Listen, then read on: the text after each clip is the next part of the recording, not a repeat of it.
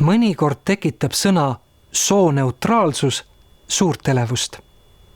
Et teada saada, mis on sooneutraalsus, võtame selle liitsõna kõigepealt 2 osaks lahti.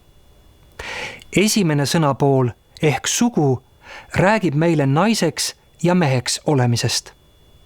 Teine sõnapool ehk neutraalsus räägib meile erapooletusest, mittetoimimisest, reaktsiooni puudumisest.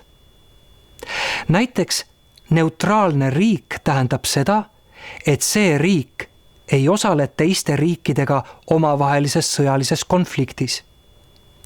Diplomaatiline neutraalsus tähendab seda, et hoidutakse võõrasse tülisse sekkumisest ja suheldakse tüli osapooltega igati lugupidavalt edasi. Keemias tähendab neutraalne lahus seda, et see lahus ei torma reageerima, pole teine aluseline ega happeline. Näiteks vesi ja inimese veri on neutraalsed lahused. Kokkuvõttes tähendab ka sooneutraalsus seda, et me ei ründa kedagi tema meheks või naiseks olemise pärast. Samuti tähendab sooneutraalsus seda, et me ei reageeri kohatult ega ülemäära sellele, kas teine inimene on poiss või tüdruk, mees või naine, vaid hindame teist inimest ja iseennast olukorrast lähtuvalt ikka eeskätt inimestena. Eesti õigekeelsus sõnaraamatu järgi on sooneutraalsus piiravate sooliste kategooriate teadlik vältimine. Siin ongi oluline tähele panna just sõna piiramine. Kui me otsime sõpru või romantilisi suhteid, siis on väga loomulik mõelda eeskätt teise inimese soo peale. Kas me soovime lähedasi suhteid näiteks mehe või naisega?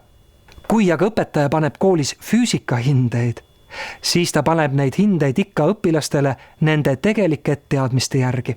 Kui õpetaja hakkaks näiteks tüdrukutele panema madalamaid hindeid, siis ta piiraks tüdrukute võimalusi heade hinnetega klass lõpetada.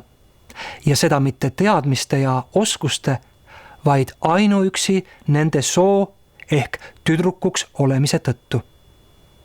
Või kui klassis segavad alatasa tundi Mart ja Peeter, aga õpetaja kärgib muudkui kõigi poiste peale, et poisid olge vakka või et poisid teist küll tööinimesi ei saa, siis hakkavad vaikselt tööd teinud teised poisid end lõpuks halvasti tundma. Selles 2 näites ei ole õpetaja olnud sooneutraalne, vaid ta on kas siis tüdrukuid või poisse nende soo tõttu piiranud, neile nende soo tõttu märkamatuid takistusi eluteele veeretanud. Kui üldistada, et mehi ei saa ju üldse usaldada, siis see ongi piirava soolise kategooria loomine meeste kohta. Või kui üldistada, et naised on tõsise töö tegemiseks liiga emotsionaalsed, siis see on samuti piirava soolise kategooria loomine naiste kohta. Ehkki see sooneutraalsuse sõna kõlab keeruliselt, tähendab see inimlikult selget ja loogilist asja. Tööl ja koolis hindame teisi inimesi ikka selle järgi, mida nad oskavad ja millega nad hästi hakkama saavad.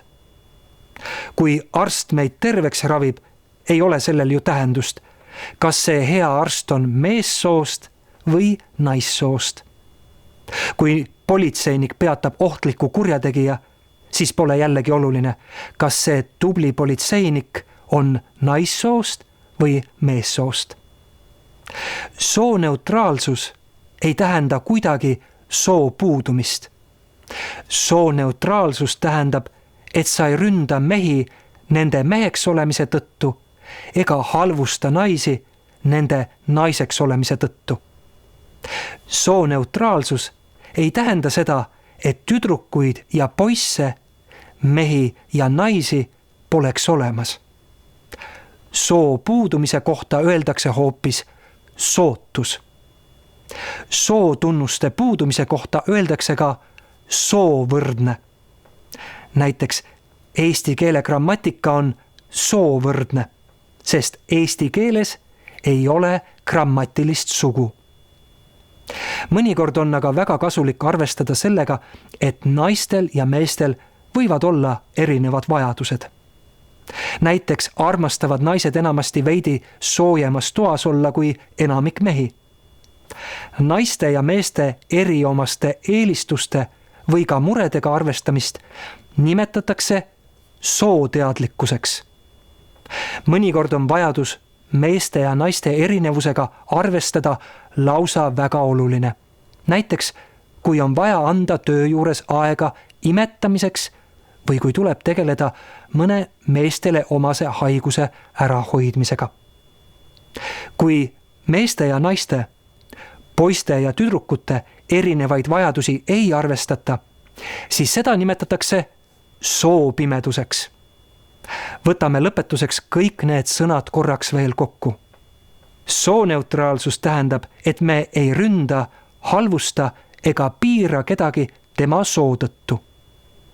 Sootus või ka soovõrdsus tähendavad, et sugu ei ole. Sooteadlikkus tähendab, et osatakse arvestada naiste ja meeste eriomaste vajadustega. Soopimedus tähendab, et meeste ja naiste eriomaste vajadustega ei arvestata.